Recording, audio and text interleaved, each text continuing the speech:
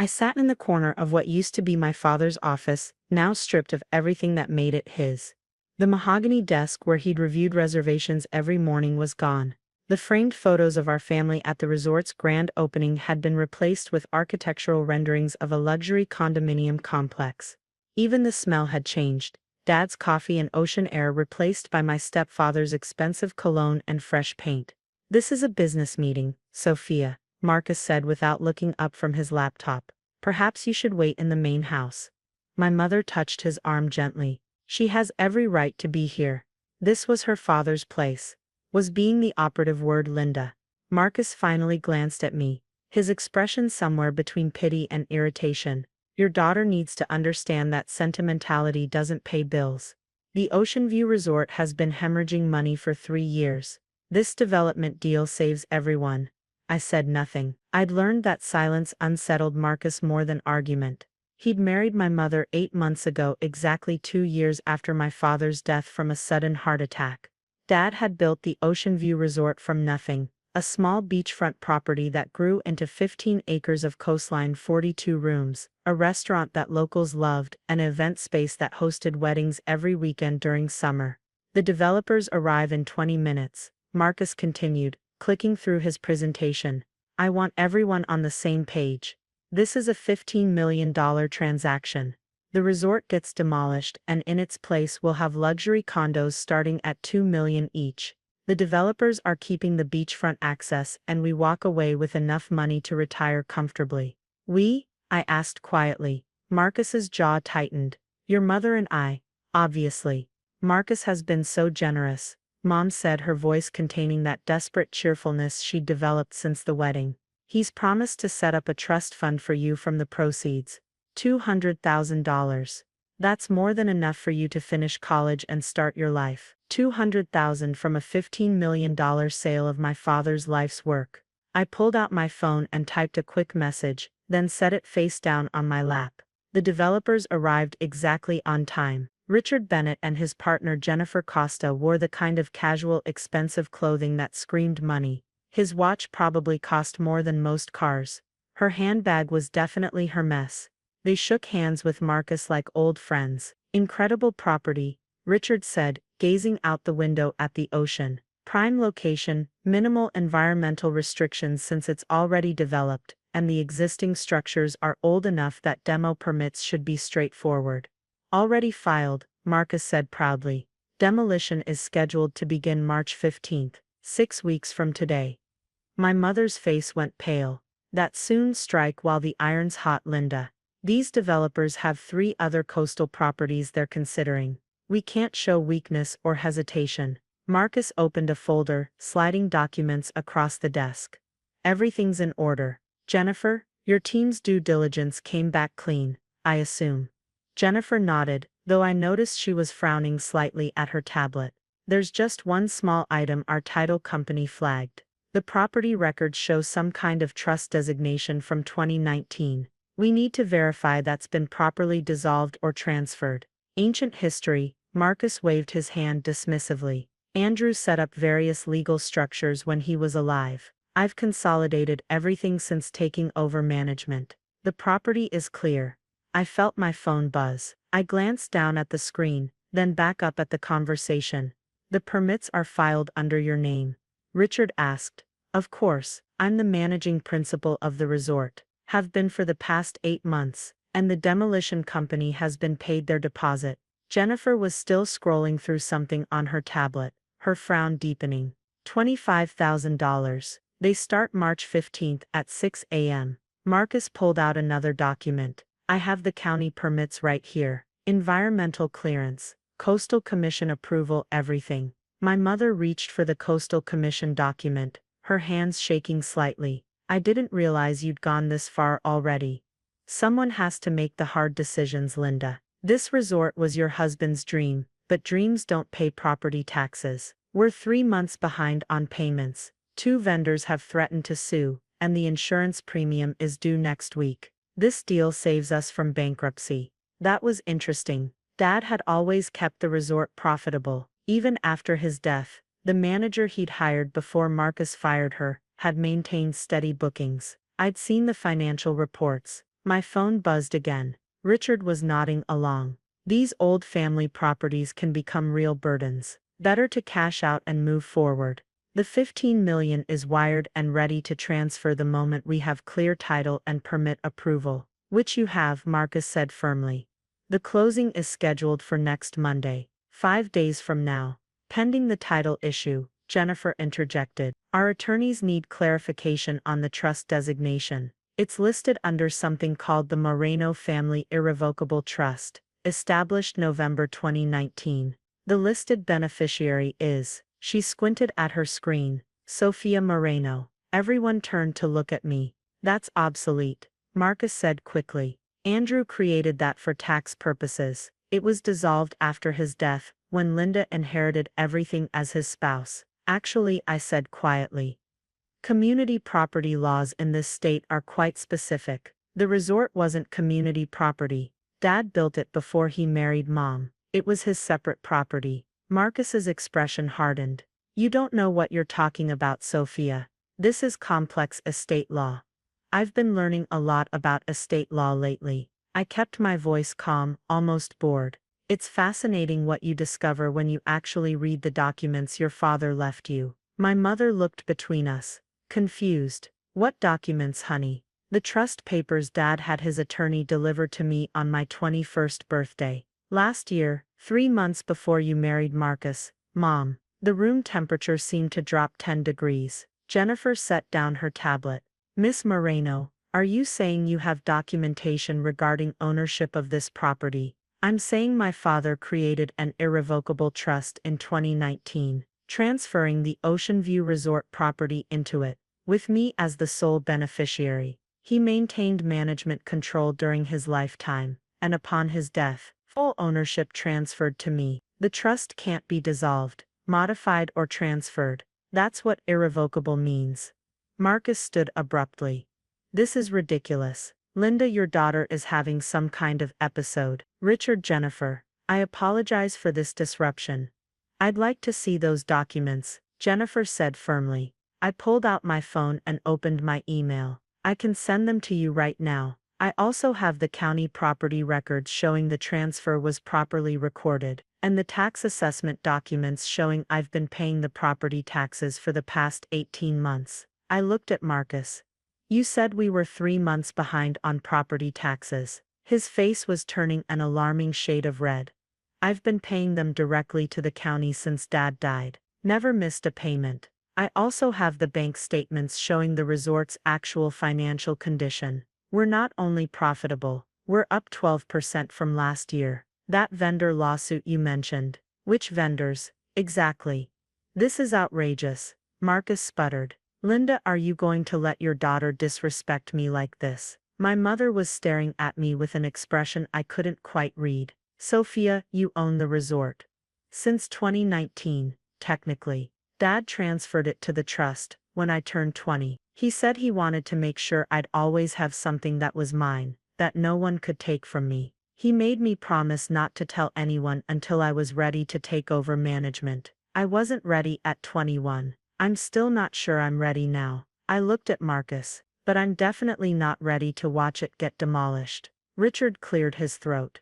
Mr. Brennan, if you don't actually own this property, we have a serious problem. Our legal team did title research, surface-level research, I said. The trust designation is there if you look deeper. The county recorder has all the documents. So does the law firm of Patterson West and Associates downtown. They've been managing the trust since Dad died. Jennifer was already on her phone. I'm calling our title company now. And our legal team. Marcus turned on my mother. Did you know about this? Andrew mentioned something about setting up a trust for Sophia, but I thought it was just a college fund or something. He never said. Mom's voice trailed off, and I could see her mind working backward through the past 8 months. You told me the resort was losing money. You showed me spreadsheets, fabricated ones, apparently, I said. The real books are kept by our accountant, Mrs. Patterson. She's been sending me monthly reports since I turned 21. Dad set that up too. Marcus pointed at me, his hand shaking. You conniving little. Careful, I said softly. You're the one who filed for demolition permits on property you don't own. You're the one who accepted $25,000 from a demolition company for a job you had no authority to authorize. You're the one who negotiated a $15 million sale of assets that weren't yours to sell. The office door opened, and two people walked in, a woman in her 60s carrying a briefcase, and a younger man with a county ID badge hanging from his lanyard. "Miss Moreno," the woman asked. "I'm Patricia West from Patterson, West and Associates. You said you needed someone from our firm present." "And I'm David Chen from the County Zoning and Permits Office," the man added. "I got a call from the county recorder's office about some irregularities with permit applications for this property. Something about demolition permits filed by someone who isn't the registered owner." Marcus had gone from red to white. "This is a setup. This is due diligence," Patricia West said crisply, opening her briefcase. She handed documents to Jennifer and Richard. "These are certified copies of the Moreno Family Irrevocable Trust, the property transfer records, and the county recorder's confirmation that Sophia Moreno is the legal owner of this property. Mr. Brennan has been operating as resort manager, a position he was never formally authorized to hold." David Chen was looking at his tablet. "Mr. Brennan, did you file demolition permits for property located at 4750 Coastal Highway? The resort needs modernization. Did you represent yourself as the property owner on these applications?" Silence. "Because that's fraud. Filing false permits is a misdemeanor, potentially a felony given the scope of the project. The demolition permits are void as of now. I'll need to inform the demolition company that the job is canceled." He looked at me. "Miss Moreno, as the actual owner, were you aware permits had been filed for demolition of your property?" "I found out today. I do not authorize any demolition." Richard Bennett was already backing toward the door. "Jennifer, we need to contact legal immediately. This entire transaction is void. The $15 million, Marcus's voice cracked, is going to stay exactly where it is in escrow, until this mess is sorted out. If Miss Moreno is the actual owner, we never had a legitimate contract. Mr. Brennan, you may want to retain an attorney. We'll be pursuing recovery of all due diligence costs, and potentially damages for fraud." Richard's polished veneer had cracked, showing genuine anger underneath. "You wasted 6 weeks of our time and considerable resources on a property you never owned." Jennifer was pale. "The deposit to the demolition company, was that our money or yours?" Marcus didn't answer.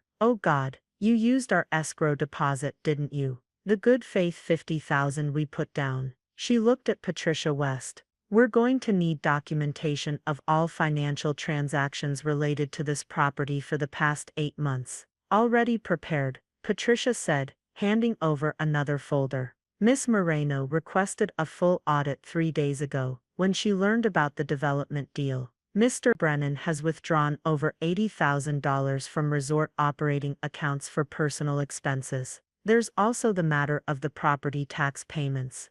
He told the resort staff he was paying them, collected money from the operating budget for that purpose, but Miss Moreno was actually paying them from her trust account. That's embezzlement." My mother made a small sound, like something breaking. David Chen was writing in his tablet. "Miss Moreno, I need to ask, are there any other permits or applications filed in your name, without your authorization? I'd like a full review of any county filing." I'd like a full review of any county filings related to this property for the past 8 months. "I'll have that ready by tomorrow morning." He turned to Marcus. "Mr. Brennan, you'll need to come to the county office to answer questions about the permit applications. I'm required to report suspected fraud to the district attorney's office." Marcus's face had gone slack. He looked at my mother, desperate. "Linda, tell them this is a misunderstanding. We were going to use that money for our future." "Our future?" Mom's voice was cold in a way I'd never heard. "You were going to demolish my daughter's inheritance. You lied about the resort losing money. You filed legal documents claiming to own property that belonged to Sophia." She stood up, her hands steady now. "How much of my grief did you use to manipulate me, Marcus? How long were you planning this?" He reached for her, and she stepped back. "Don't touch me." She looked at Patricia West. What's the legal process for annulment in this state? Mom, I started.